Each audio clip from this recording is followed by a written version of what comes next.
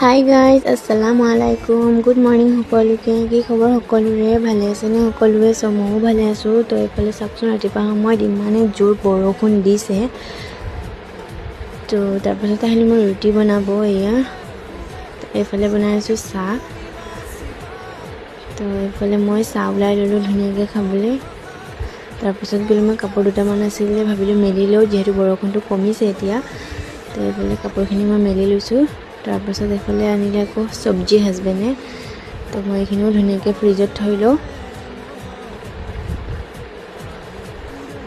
এইফালে তিনিচুকীয়াৰ পৰা হাজবেণ্ডে এইবোৰ বস্তু আনিছিলে। তো ভাবিলোঁ আপোনালোকক অলপ চলপ দেখাওঁ বুলি।